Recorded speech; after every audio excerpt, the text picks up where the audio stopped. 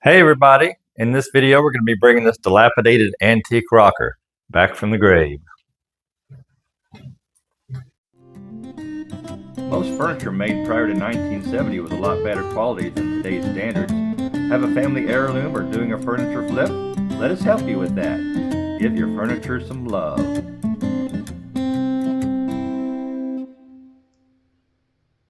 Customer brought this chair to me to have it restored. It's got some unusual spindles in the back, kind of a unique looking rocker. It's, as you can see, it's in really rough shape. Every joint in this is loose. It's going to have to be re-glued. There's some bad deep scratches in the back, a chunk of wood gone here on the hip hugger. Not sure what this is down here holding this leg together, but the seat on this has been added at some point, probably long ago. Originally it was done in a cane seat, so we're going to try to put it back original with the cane seat insert. Let's see how it turns out. First thing we need to do is remove this old seat just to see what we got underneath there. And it's going to come off nice and easy, looks like.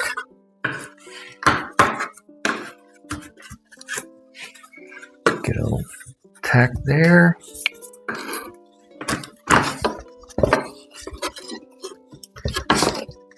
All right. We got some wood boards inserted. I can still see the perimeter of the spline holding the cane in. Everything looks great there. We'll have some holes to fill this all and remove this wood. We'll get it right back to original again. You can see how they put the boards in there. They got some cleats in here on the sides, the flat boards on top. So we're just going to pop those out, just like that.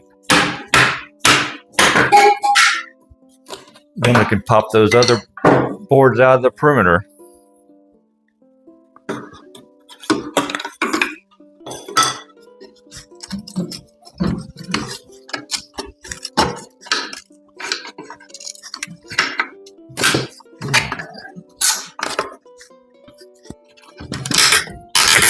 There, we got it.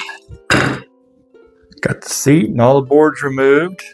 Now all I need to do is remove this spline that is put in to hold the original cane in. It looks like it should pop out pretty easy. Got the seat out and all the tacks. Oh, got one stuck in my shoe. Gotta watch out for those tacks. They'll attack you if you're not careful. All right, let's see if we can get this spline out of here. I got a little special spline removing chisel and a hammer. Try to get down into the groove. Break that spline. So we can just pry it out of there. I got all the spline out. Some of it popped out easy, some of it didn't. You can still see some of the original cane webbing still stuck down in there. So I just need to scrape all that out with all the dirt. Get a nice clean groove.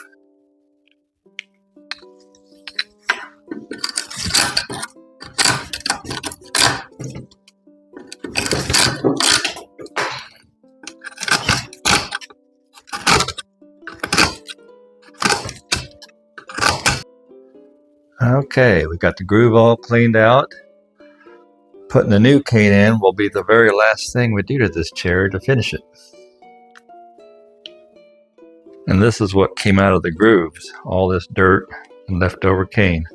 Yuck. Before I can knock this chair apart, I'm going to have to pull some nails out of the back on both sides. And there's also some nails driven in right here and on the other side. We got a missing screw there, but we still have a screw here that'll have to come out. So let's see about getting these nails dug out. Since these nails are set flush, I usually try to get a little chisel down on each side, open up a little area where I can get some pliers or wire cutters in there to pull that out. So you can get a hold of the nail, get it pried out, just like that. You also got to remove the screws that are holding on these hip huggers.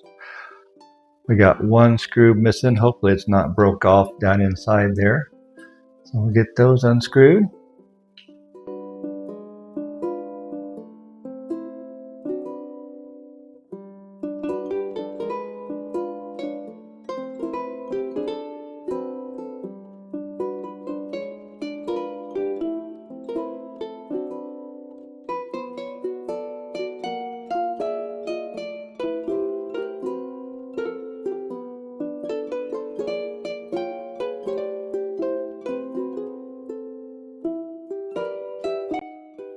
I went ahead and numbered these with pencil 1 through 9 so I don't get them mixed up when I'm putting this chair back together. So this chair is now ready to knock apart into pieces to start the rebuild process.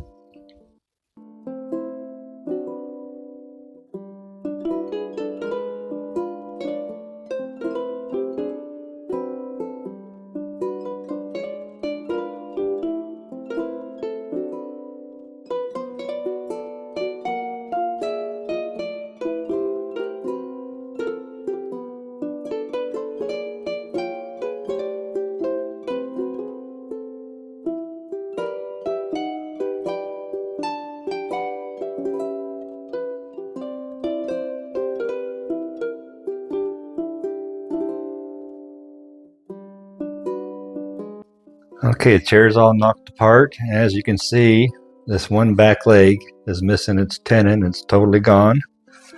They had a big bolt with a spacer run up through the bottom of the bolt. Half the screw was gone, so that was just came right apart by tapping it. This back panel also has some splits in it I'll have to stabilize. Looks like I'm holding up a fish, doesn't it? The joints in the seat seem to be pretty tight, so I'll go ahead and leave those alone and not take those apart. As you can see, the bottom of this leg where the tenon was broke off, it's also got a nice split running through it, so I've drilled a hole, 3/8 hole in that where the screw went. Then I will epoxy this dowel pin in there and cut that off flush. Then I can drill back into that to reset a new tenon.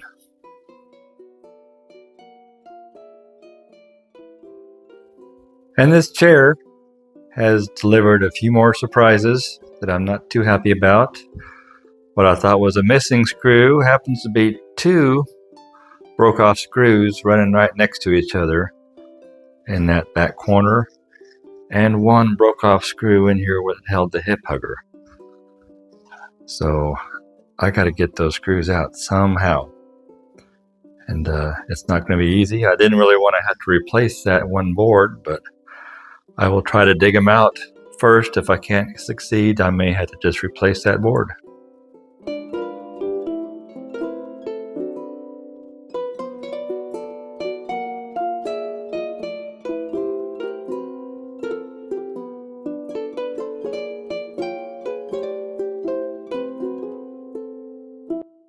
Alright, I got the 2 broken screws out. As you can see, I had to dig around the screws to get to them, to back them out. So from here, I'll drill this hole out to a perfect circle and then just plug it with a dowel.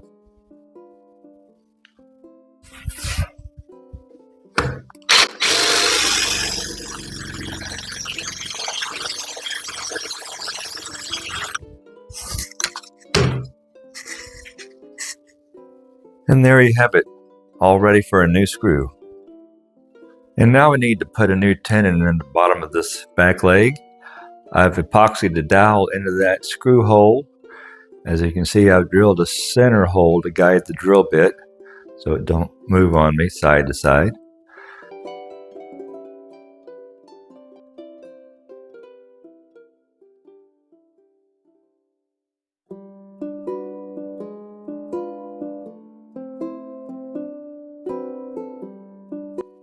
And there's the hole cut, ready for the new tenon. Now I'm going to create the new tenon with my lathe.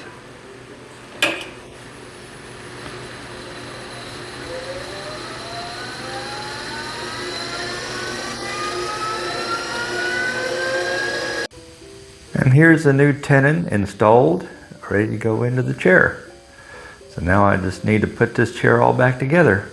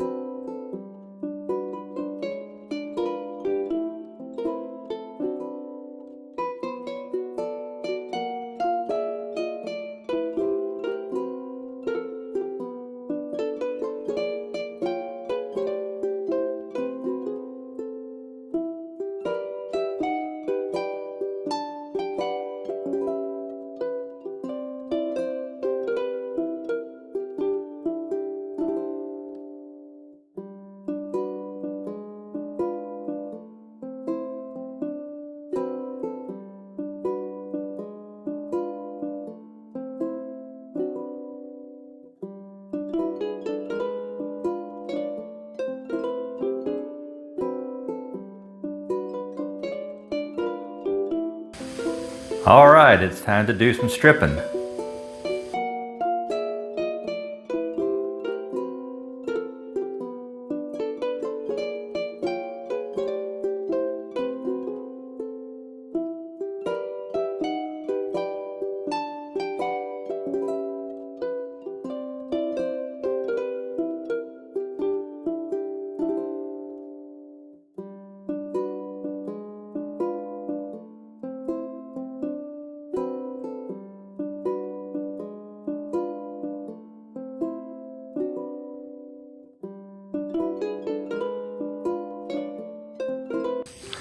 And here is the chair with all the finish removed, or at least most of the finish. There's a few spots here and there that I'll have to sand off. You can see it's a lot lighter in color than it was with that dark on there, so looks like I got some sanding to do now.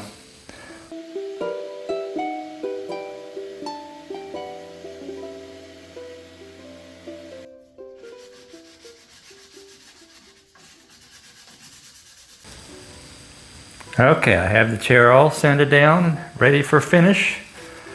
As you can see, it's got some factory patina left in it and a lot of natural patina. This chair has had a useful life, so the stories it could tell. Next step will be to put a coat of sanding sealer on it and follow that up with some lacquer.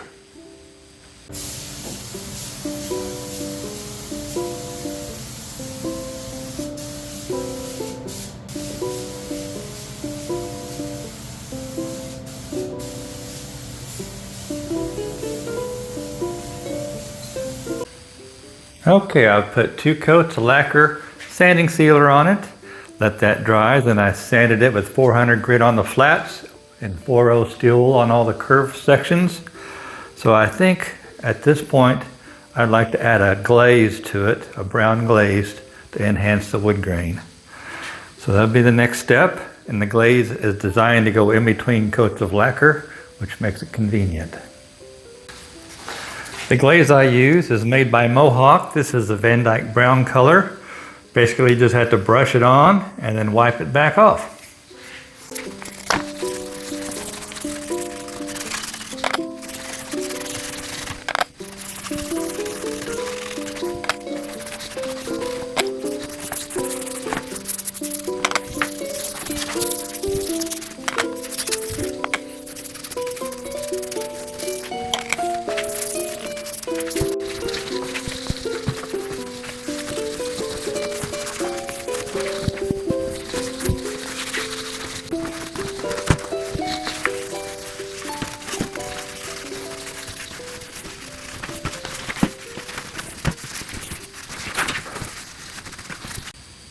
And here is the chair with the finish all done. I use a little bit of toner on that to warm it up a little bit, give it a little bit more of a rich tone.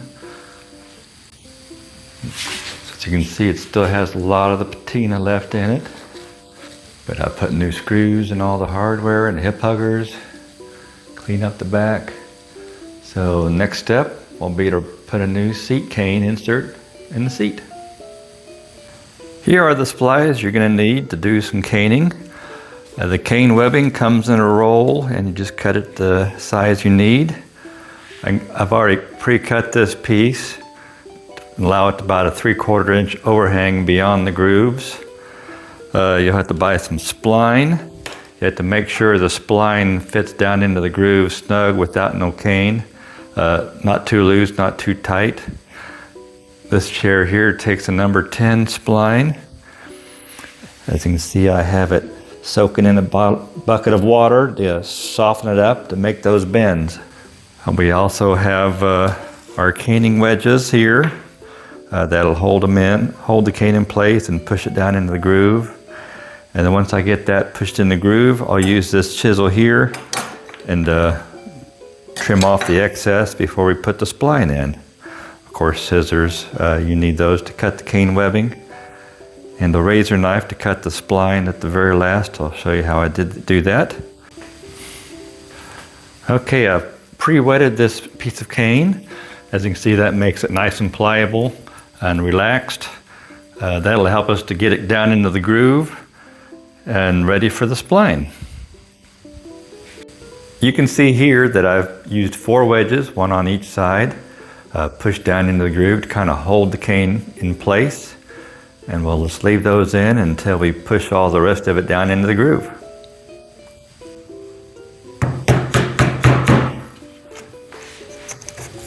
Sometimes it's tricky going around the tight corners.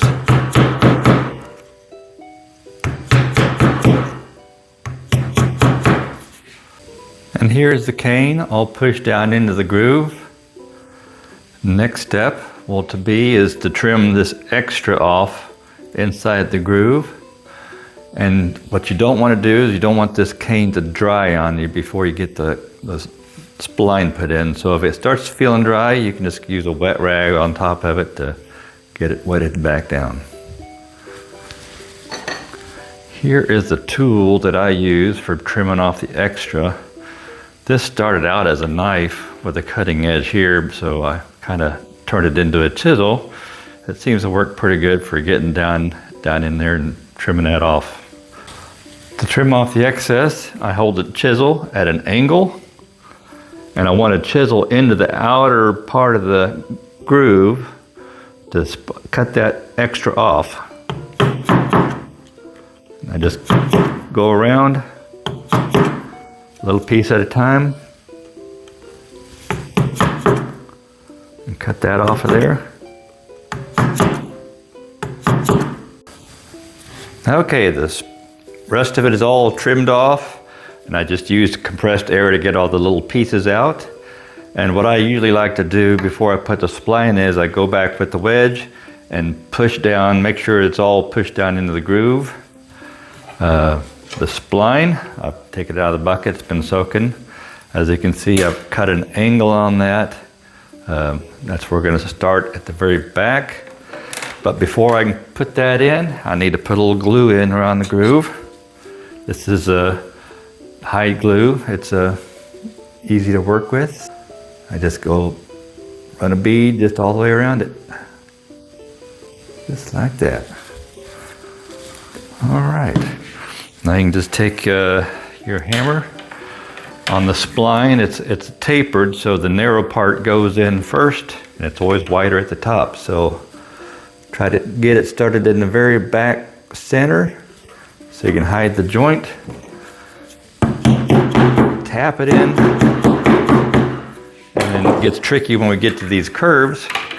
So here you kind of have to bend that around as you're hammering it in to get that to conform.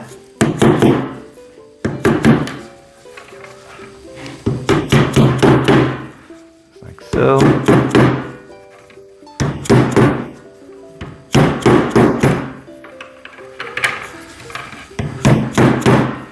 another curve here. Get that on top. All right, got that one curved.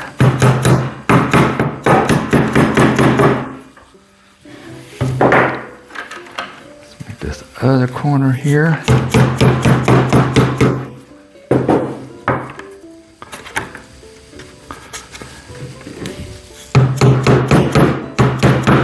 If you don't wet this spline first, it would just snap on you if you tried to make that curve. So soften it up. It softens it up once you get it soaked. I'm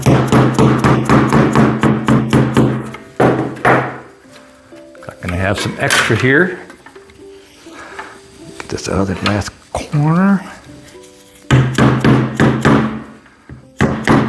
All right. And here at this point, I can use my knife, carefully cut down over the top to line up the spline where that other joint is. I can mark it. If you want to be safe, you could slide a wedge under it to do your cutting. Okay. Move the spline. And just finish tapping that in.